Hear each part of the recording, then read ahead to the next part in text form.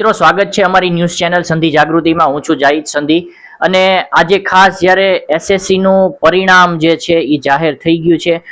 સ્ટુડન્ટો છે સારા સારા percentile rank લાવ્યા છે, ટકાવારી લાવ્યા છે અને કંઈક ને કંઈક એણે મહેનત કરી છે, મા બાપનું નામ છે એ રોશન કર્યું છે.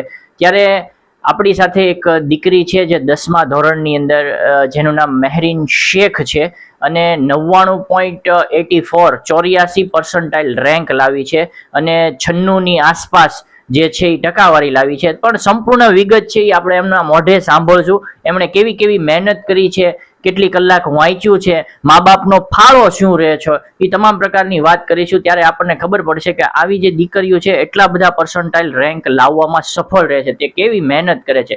બેટા, તારું નામ શું છે? મારું નામ શેખ મહેરીન છે.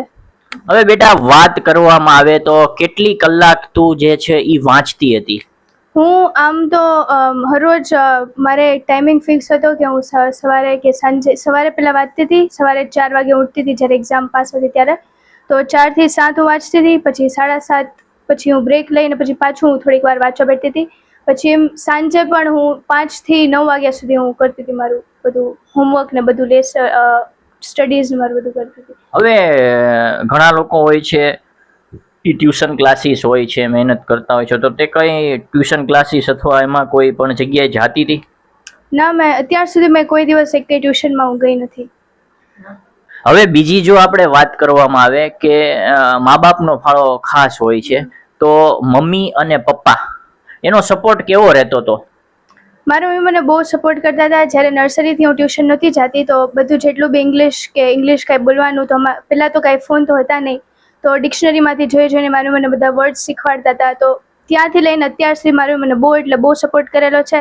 અને મારા પપ્પા બી મને એટલે એ લોકો જ્યારે અત્યારે અમારે રિક્ષાનું કોઈ બંદોબસ્ત નહોતું થતું તો મારા પપ્પાને કાંઈ બી કામ હોય તો એ લોકો કામને પોસ્ટપોન કરીને મને સ્કૂલે લેવા મૂકવા આવતા હતા અને કોઈ વાર એ લોકો મારી સ્કૂલની છુટ્ટી નથી પડવા દીધેલી. એટલે કંઈક ને કંઈક જો વાત કરવામાં મમ્મી પપ્પાનો ફાળો ખૂબ જ રહ્યો છે કે જે તને સપોર્ટ કર્યો છે કે અહીંયા સુધી તું પહોંચી છો. હા, ને એવી રીતના જ તે મારા મમ્મી હર વખતે મને એટલે વહેલા નહોતી જાગી શકતી, મારી મમ્મી હર રોજ મને વહેલા જગાડતા હતા.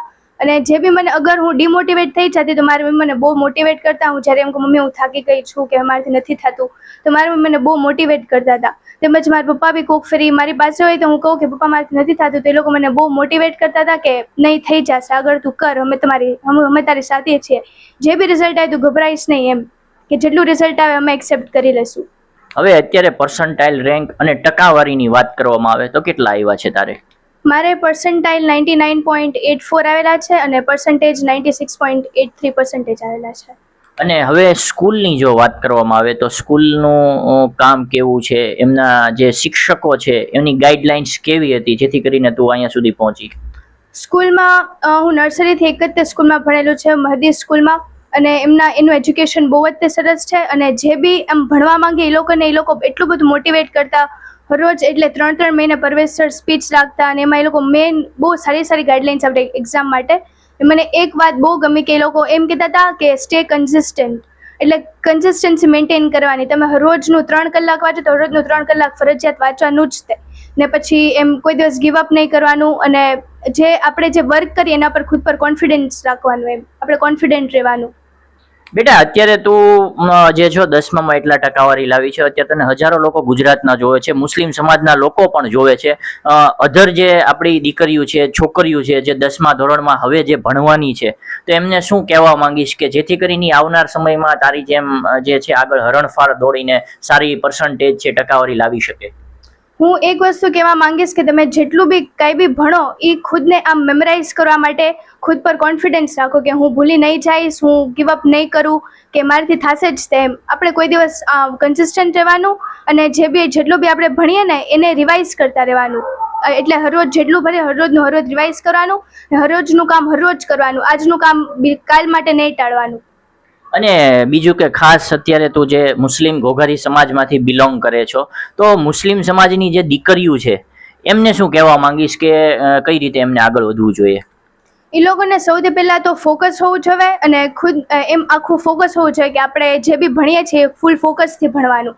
અને ખુદ પર કોન્ફિડન્ટ રાખવાનું કે આપણે જે બી ફોકસથી ભણીએ તો જેટલું જે આપણે ભણીએ નહીં આપણે યાદ રહી.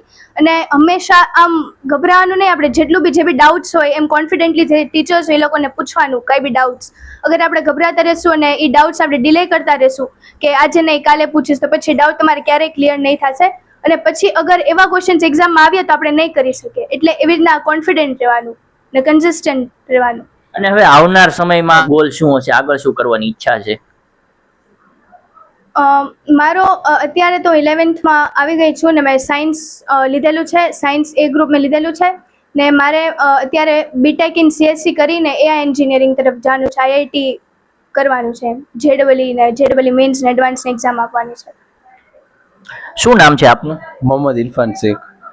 ઇરફાનભાઈ, અત્યારે જે આપની દીકરી છે મેહરીન શેખ સારી ટકાવારી લાવી છે, કેવું લાગે છે? અલ્હમ્દુલિલ્લાહ, બહુ ખુશી થઈ કે મારી છોકરી છે એટલી મહેનત કરીને આગળ આવી છે ને અલ્લાહનો કરમ છે ને બહુ જ ખુશી થાય છે. હવે આગળ એમને ભણાવશો કે ગોલ કે શું છે, એમને શું મહેનત કરાવશો? મહેનતમાં તો એવું છે, મારી બેબી જે રીતથી ભણવા માંગે છે ઇન્શાલ્લાહ એમને આગળ ભણાવશું ને સપોર્ટ કરીશું. હવે તમે સપોર્ટની વાત છે તો એમને અત્યારે જે 10મા ધોરણમાં શું સપોર્ટ કર્યો હતો જેથી કરીને એટલા ટકાવારી આવી? સૌથી મોટો સપોર્ટ તો એમની મમ્મીનો છે કે સ્ટડીના અંદર એ રીતે એમને સપોર્ટ કરેલો છે અને મારે તો એ રીતથી સપોર્ટ હતો કે ભાઈ ટાઈમ ટુ ટાઈમ લેવા જાવ, ટાઈમ ટુ ટાઈમ મૂકવા જાવ. ક્યારેક કન્ફ્યુઝન હોય કે ભાઈ પપ્પા આ રીતથી નથી થતું તો આપણે એક સપોર્ટ કરીએ કે નહીં થઈ જશે બેટા, થોડી મહેનત કરશો તો આગળ વધી જશો. હવે અત્યારે હજારો વાલીઓ તમને જોઈ રહ્યા છે, શું કહેવા માંગશો કે દીકરીને કઈ રીતે ભણાવવી જોઈએ, એમના જે સપના હોય એ કઈ રીતે એમના પૂરા કરવા? બધા વાલીઓને મારે એ જ કહેવું છે કે ભાઈ દીકરી જે ભણવા માંગે છે એને ફૂલ સપોર્ટ કરો ને એમના જે સપના છે પોસિબલ હોય તો સાકાર કરવાની કોશિશ કરો.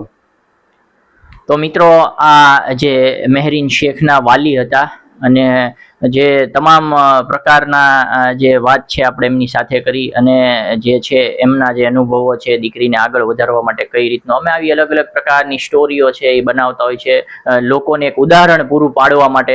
જો વિડીયોમાં અમારી સ્ટોરીમાં મજા આવે તો લાઈક અને શેર કરી દેજો અને અમારી ન્યૂઝ ચેનલમાં સૌપ્રથમ તમે જો આ સ્ટોરી જોઈ રહ્યા હોય તો અમારી ચેનલને સબસ્ક્રાઇબ કરી લેજો.